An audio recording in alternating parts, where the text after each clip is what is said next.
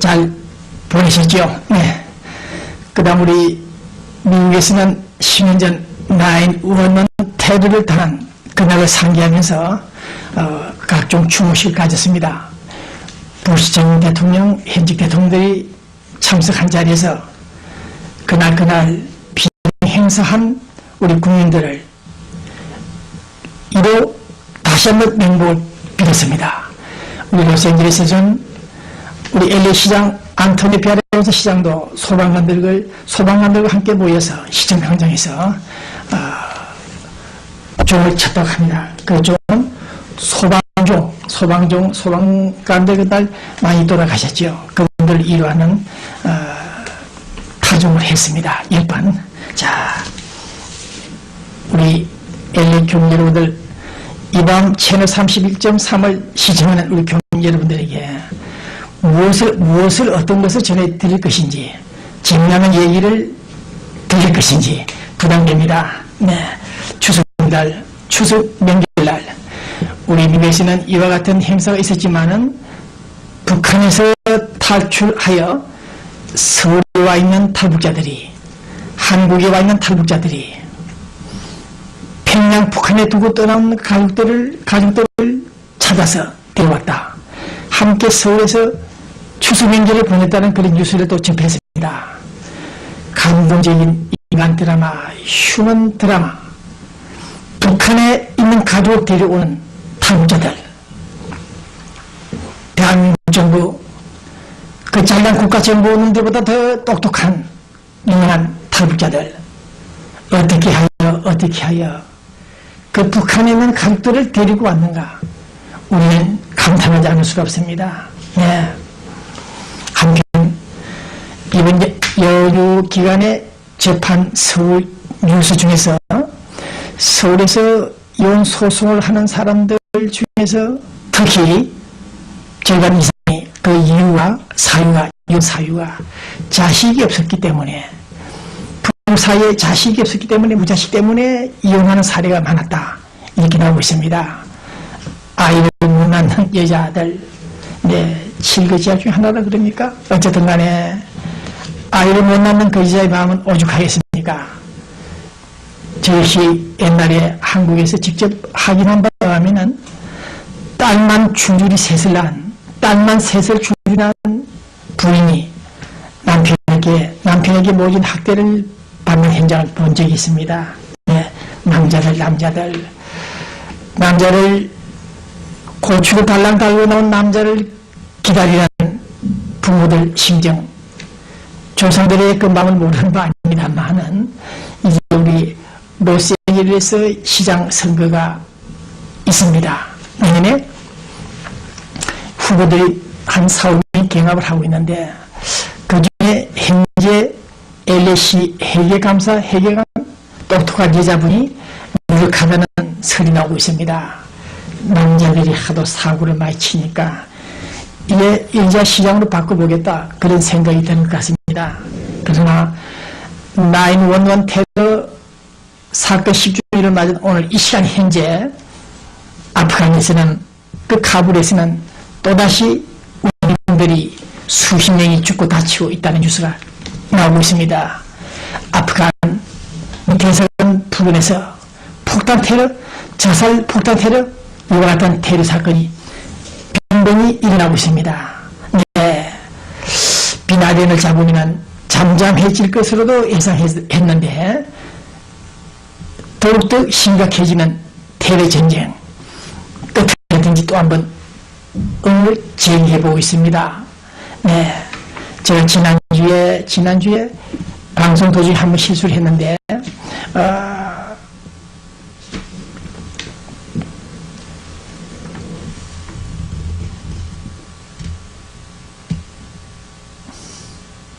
아랍인들에게는 28월 21일 날이 아주 성스러운 기일이라고 한다. 8월 21일이 우리 기독교인들은 성탄절도 있고 예수 부활절 등의 기념일들이 많은데, 이 아랍인들에게는 8월 21일 날이 대단히 중요한 날이라고 합니다.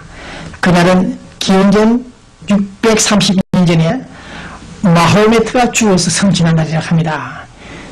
성천한 날. 그래서 이슬람교에서는 마호메트가 성천하던 날, 밤은 낮과 같이 밝았다고 주장하고 있다고 합니다. 밤이 낮처럼 밝았다.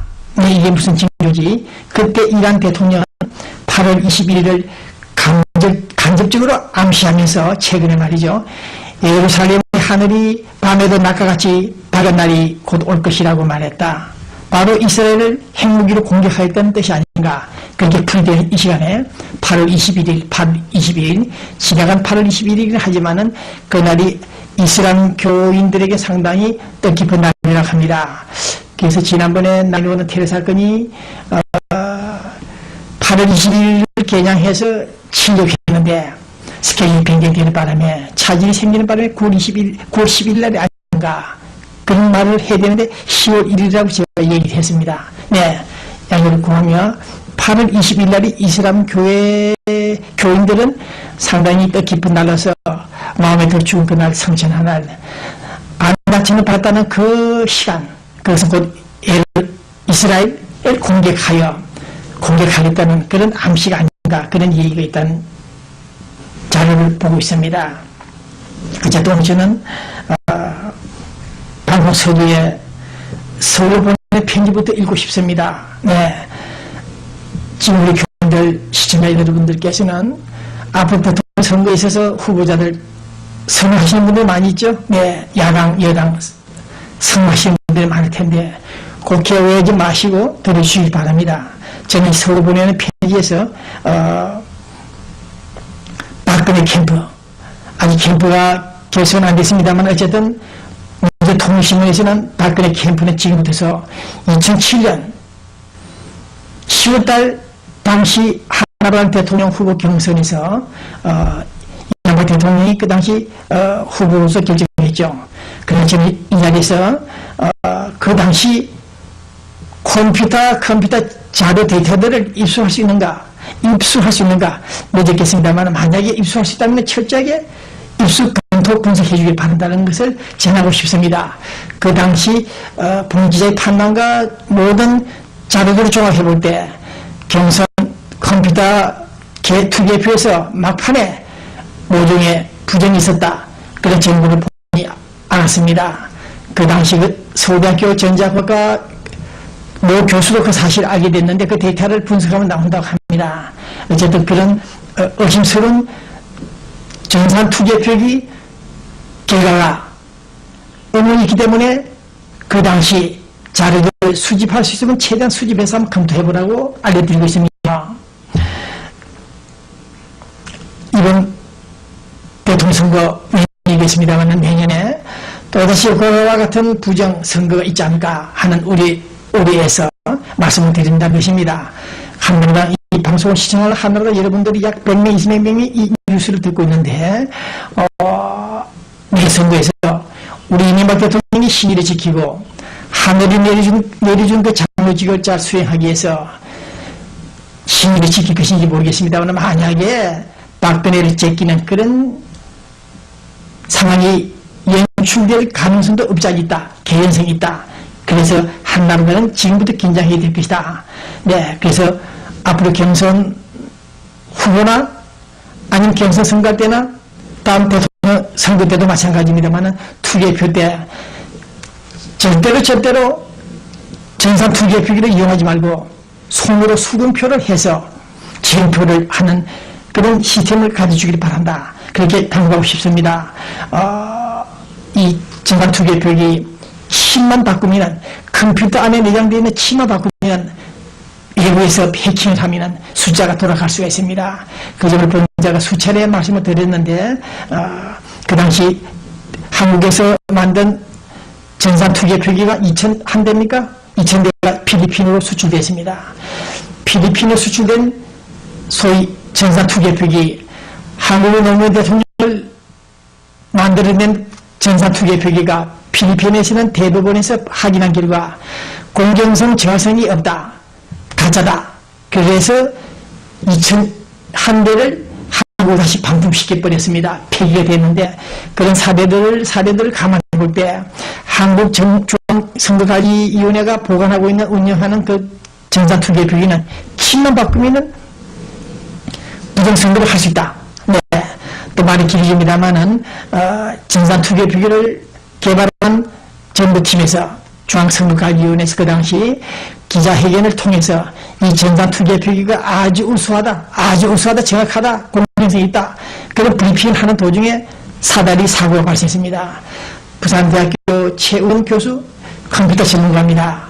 그분이 그런 말을 했다고 합니다. 그 자리에서 좋다.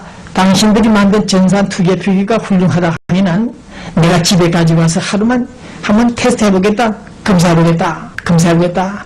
그랬더니 좋다. 가져와라. 그래서는 문제가 없었을 텐데 선거위원회 가기 위해 정산 담당자가 안 된다. 정산 투표기를 가져가게 되면 안 된다. 가서 칩만 바꾸면은 달라지는데 왜 당신 어떻게 믿고 줄 수 있느냐. 그런 말을 하는 바람에 큰 사고가 발생했다고 합니다. 역시 정산 투기의 표기는 칩만 바꾸면은 조작이 가능하구나. 그런 판단이 섰습니다. 그러나 일부 언론들이 보도하지 않는 바람에 이 사실이 은폐되고 있는데 오늘 방송 시청하는 여러분들, 시청자 여러분들, 한나라당 당직자들 참고하셔야 됩니다.